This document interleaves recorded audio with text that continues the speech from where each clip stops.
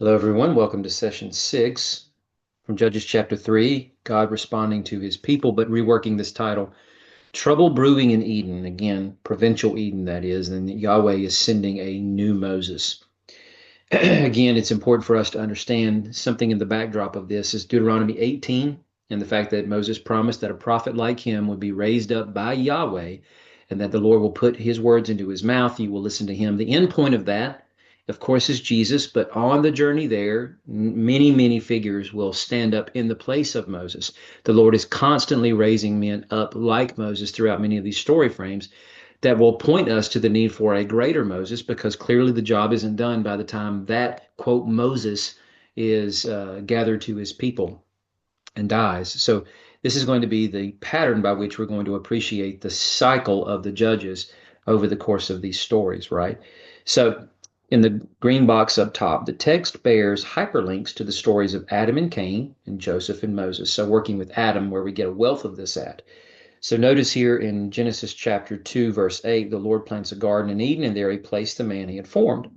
Judges chapter 2, verse 1, the Lord, in the person of the angel of the Lord, an extension of Yahweh, the one who spoke to Moses from the burning bush, is the one who has now led them up to Bochim, where they hear his proclamation, who says, he's not saying on behalf of Yahweh, he's saying, I brought you out of Egypt into the land I promised to your ancestors. So they were outside of that land when they were in Egypt, birthed out of the womb of Egypt through the turmoil and chaos of the death that they were in and the exile they were under, to then come to this good land, a land flowing with milk and honey, like he had planted the original historical Adam and Eve into that garden. He has now planted the corporate Adam and Eve, into this garden space.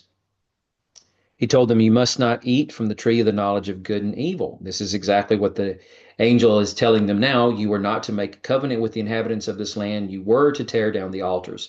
Clearly, it's the semblancy of a simple command that God gave the original historic Adam that he was to obey with complete fidelity. Back to Genesis 3 and the events or aftermath of what happened when their eyes were opened because they had fallen. The Lord says this, did you eat from the tree that I commanded you not to eat? And then after saying that to Adam, he looks to the woman and says, what have you done? The angel says this to them, an indictment against what he had said you were supposed to do. You have not obeyed me. And then he asks them very clearly, what have you done? This is perhaps the strongest hyperlink between these two stories.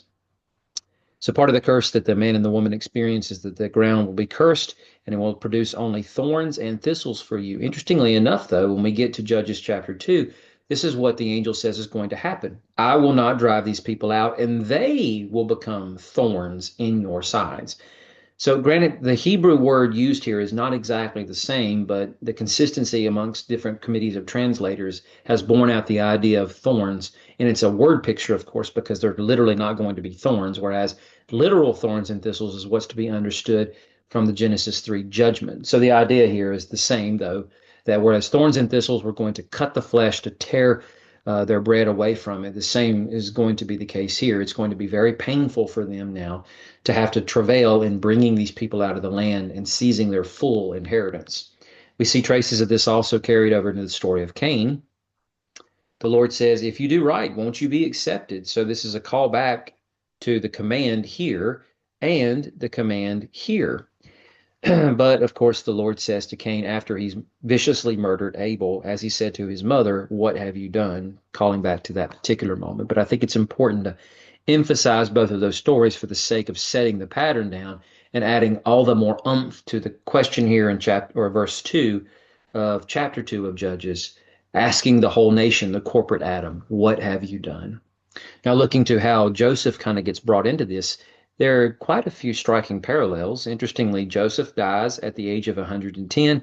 They embalm him and they place him in a coffin in Egypt. We're told in Judges chapter 2 that Joshua, who's the son of Nun, the servant of the Lord, also died at the ripe old age of 110, the same exact age as Joseph was. Maybe a little bit of a coincidence per se, but I doubt that's the case.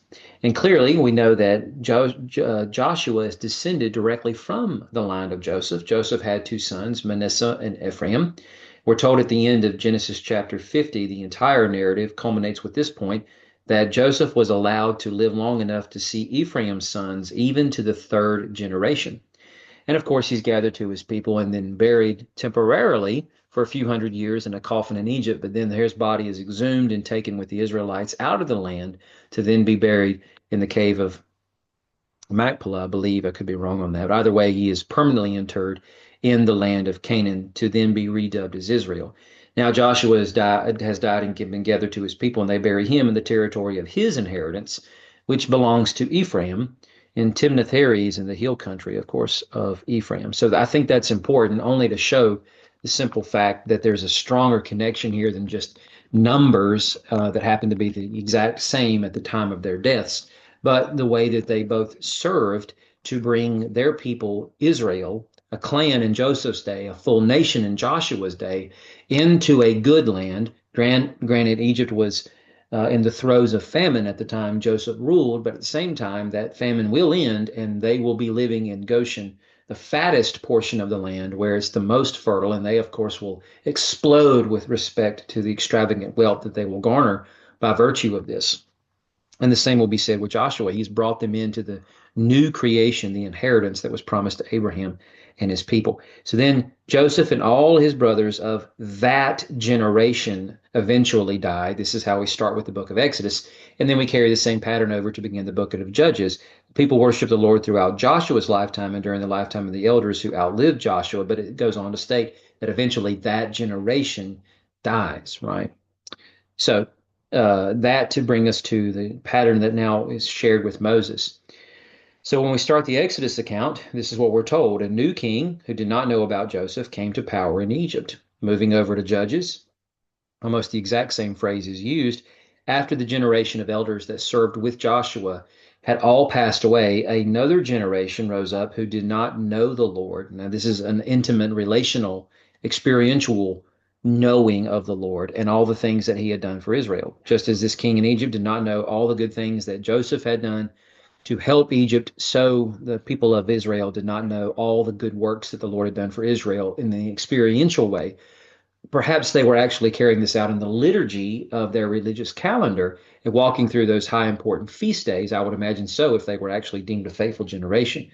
But the point is that now they have not experienced the power of it, and they eventually become enticed by the serpent into the religions of the land. Going back to Deuteronomy chapter 8 and verse 32, this is what is told by Moses as he's recounting their history, that Yahweh would humble you by testing you. He actually intentionally let you go hungry and then gave you manna to eat so that he would test the conduct of your character to reveal it to yourself. This is what is being stated in the opening portion of Judges 3. These are the nations that the Lord intentionally left so he would test those in Israel who had experienced none of the wars of Canaan. So that would seem to suggest that some time, of course, had passed for that entire generation to die before this new generation has now stood up to take their place in the legacy of Israel's soon to become history. They have not experienced the wars, only a time of peace. Hard men have now bred softer men, and these softer men do not rely in faith on Yahweh as their forebears did because they don't know him the way that their forebears did. Probably should lay that charge at the feet of their forebears. And because of that, the Lord is now testing them. That eventually leads to the indictment, even though it comes a chapter before, of the angel of the Lord saying what he does, because they have now failed to break down their altars and perhaps even engaged in making covenants with them. This is what the Lord told Moses, I have heard them crying out because of their oppressors, and I have come down to send you to lead my people. Same phrase used here, crying out because of their oppressors, is what is being said here in Judges 3, verse 9, that the Israelites cried out to the Lord. So the Lord raised up Othniel as a deliverer to save the Israelites, to lead, which is what judge really means, his people Israel. So I think it's all too important for us to make sure that we are consistently capitalizing on this Moses cycle here that's being brought to bear with respect to the judges. All right. I hope that's helpful. We'll unpack more of this in our workshop session. Thanks for listening.